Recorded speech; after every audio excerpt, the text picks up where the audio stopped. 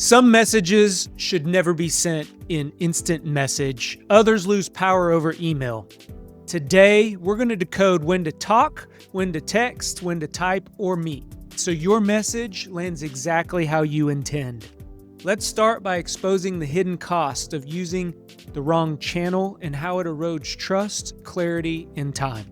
This is the Leaders Leading Leaders podcast, and I am your host, John Espinosa. I help you retain and hire your best employees, and we do that by building high-performance teams. Today, we're going to talk about why you're sending the wrong message in the first place. And clarity, it just doesn't thrive on the message itself when you send it. It thrives also in how you send it, the medium, if we want to call it that, or the channel. Whatever word that we want to use, we're going to focus today on the primary channels that most of us use, which is email, instant message, or texting. You could kind of lump those into the same thing, Slack, Teams, whatever that looks like. And then the last one we're going to talk about is maybe like a more formal communication or an in-person. In-person is going to be our last one that we're going to talk about, whether that's virtual or it's face-to-face in person. So today, I'm going to equip you with the framework. As always, I want to give you some actionable things to walk away from listening to this podcast. You're spending your time listening to us, and I want to make sure that you're getting high value.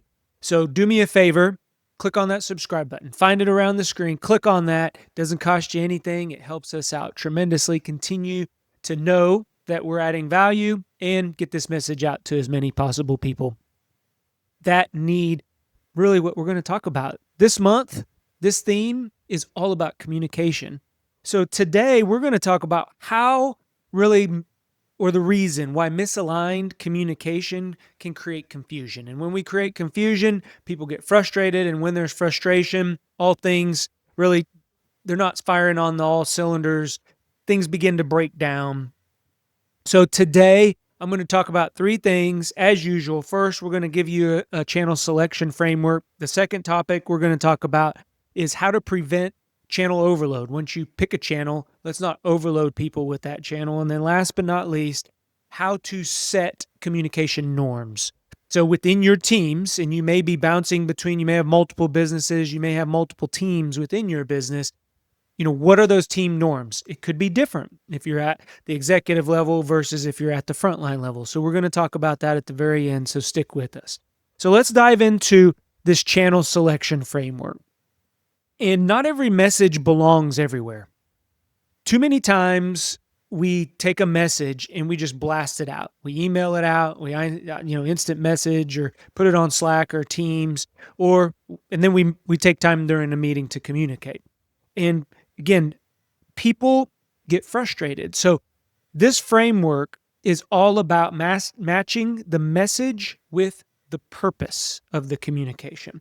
And we're going to talk about three things within this framework that are really going to set you up for identifying the right channel. The first one is speed. How fast does this message need to get out? And, really the fastest way that I know to get a message out is texting or IMing, instant messaging, putting it on a Slack channel in one of your groups, or if you got to get it out just to a specific number of people, identifying those people and then sending it out. Or you could call a stand-up meeting. On Mondays, I normally have stand-up meetings where it's just about getting a message out, making sure people have what they need to get the week started, that sort of thing. So speed, first thing, communication framework. Second thing, sensitivity. How sensitive, how personal is this message? I wouldn't want to have a performance discussion over instant messaging. That's just probably not the right medium for us to do that. Vice versa, I probably would not want to call a stand-up meeting to just give an update on maybe the workday or a project, or just spread some information, wish somebody a happy birthday. I do that on instant messaging. I'm not going to call a stand-up meeting just to wish somebody a happy birthday. So those are the things. That's what I mean by sensitivity. And then the third thing is stakeholders. And here, who needs to be in the loop and how permanent does the communication need to be? So I, identified things like memos when there's a process change or we need to have an official record of why we did what we did. That needs to probably go in a memo, right? And it needs to go out to all stakeholders involved. It may just need an email to a certain number of stakeholders who are involved. Or I also put in here, it could be a shared document. With teams, we do a lot of collaborative documents. When I need something reviewed, I put a shared document out on the team site. People go out there and comment. Then we record all those comments. We do it through track changes and we consolidate all those comments, and now we're ready to go.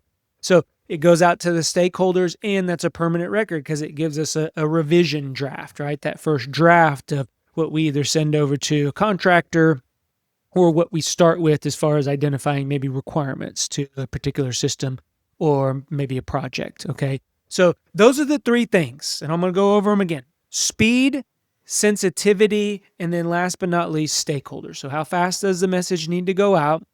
How sensitive or personal it is, and then who does it need to go to, and do we need an official record? So that's going to be your channel selection framework. So now what we've done, we've decided pretty much what channel. Now we're going to prevent that channel from being overloaded with communication. And we're going to talk about that through setting boundaries. We got to create those guardrails around communication, specifically the mediums that we communicate, and identify like priorities. When I mean is, what's the difference between urgent versus important, or ASAP versus close of business? Like, those are things that get put into communication. And we talked last episode about vague words, and those were two of the vague words that we discussed. So go back and take a listen on how to minimize those vague words. But here we're going to really focus on making sure that we don't overload that medium. And here's an example. I like to use a one-thread methodology. So for example, let's just take Teams, instant messaging app. That instant messaging app, you may have a group of employees. Let's just call it your marketing team. And that marketing team, you're getting a lot of communication in there. There's 5-ish members, right? 6 including you. So as you type in there, maybe good morning, people are responding.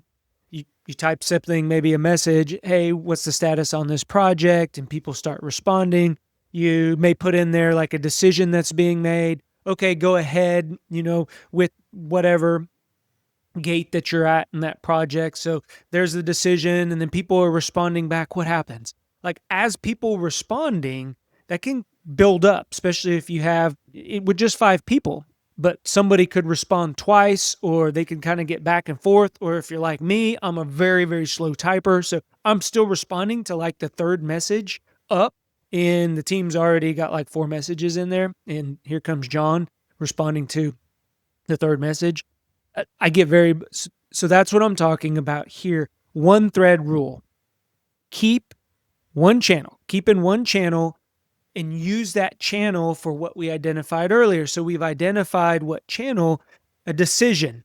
Those decisions probably need to be documented in a memo or an email, so that way you can go back to it, because it will get lost in instant messaging.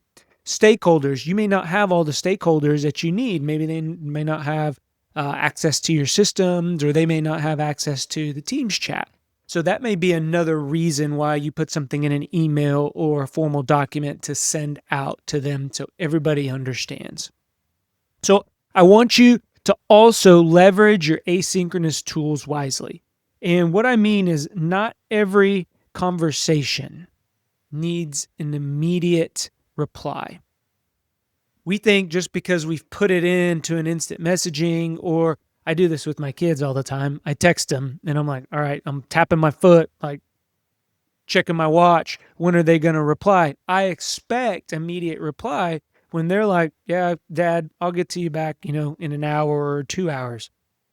Those are things, maybe they don't have their notifications on, whatever, that maybe they're in a meeting. There's a lot of reasons why somebody's not going to get back to you. And that's one of the things. We got to leverage those tools wisely. So next, what we're going to talk about is those expectations. because less noise will increase the clarity of our messaging, but now we need everyone playing by the same rules. And what I mean here is, if my expectation, going back to my kids texting, I text my son, I expect for him to get back to me in 5 minutes. He's out doing something. His expectation of text messaging is he's going to get back to me in 2 hours. That there's a big discrepancy there. So let's talk about how to establish communication norms when it comes to your team. In the first one, clarity really begins to thrive when expectations are established. And there's three things, again, that I want to go over here, because when we establish these norms, it could look different depending on the teams and the project or whatever the work is that's going on. If you're in a short turnaround project, the expectation, it's going to be very, very condensed, as long as what medium that you're using. If it's a longer term project, then maybe that expectation is expanded. And I'm going to give you some examples here to kind of help talk about what I say, or help you illustrate what I'm saying. So defining channel purposes. One of the things that I like to do with teams is, okay, I just put up on the marker board, what are all our mediums or our channels of communication? You may have email, you may have instant messaging and face-to-face. So, all right, now we'll go around the room and say, what is the purpose of email? Is it formal communication? A lot of times it is formal communication. It's to document something, right? Or if you have a virtual team, it could be your normal communication, the way that you normally communicate, especially if you got different time zones that you're having to deal with. You got people maybe on the West Coast and you got folks on the East Coast, or maybe you're global with your business, whatever that looks like. So for the most part, I want you to identify the median and then identify its purpose. The other one, maybe instant messaging. So the purpose, a lot of times that we use on the teams that I lead, instant messaging for our collaboration. So we collaborate around ideas, around tasks, around messaging, that sort of thing. And then last but not least, meetings. When we get together, whether it's a virtual meeting or we're in person, that's for alignment. Those meetings create alignment, clear the confusion, make sure everybody's on the same page. So that first one, define channel purposes, and go through each one of your mediums and talk through with the team and identify a definition. Doesn't have to be very long, but it could be a purpose for that particular medium. The second thing, response standards. So we touched on this briefly earlier, but going back to all of those meetings, you can reuse this exercise and go, okay, now we've identified the purpose. What are our response times? Our email response time is check within 24, respond within 48. That's a norm that we've set on our teams. 24 hours. If you can't respond, the other norm that we sent was, hey, I got your message, I'm working on it. Within 24 hours, and then get them a response back within 48. If we're talking about maybe instant messaging, people could be on meetings. What's a good time? Is it 60 minutes? Is it 2 hours? That's something for you to decide with your teams, but everybody plays by that rule. If it goes over that time, that's when you're going to probably reach back out. You're not going to bombard them if it's below that 2-hour time limit. And then text, we really only use text for urgent. If I need to get a hold of you, if you're somewhere, maybe in another building or maybe off-site, and I need to get a hold of you, I'm going to text you first, and then I'm probably going to give you a call, pick up the phone and give you a call. So those are the things. Those are response standards that you want to set. And then the third thing here, now we just have to model it as a leader. Now we have to model it to where the team is like, okay, John's abiding by that. The one thing that you can't do is set the medium, the purpose of emailing, and then response times, and then expect for people to get back to you within a shorter time frame. You have to model that time frame. And I'm not saying you can't get back faster as the leader. I'm always going to hold myself to a higher standard.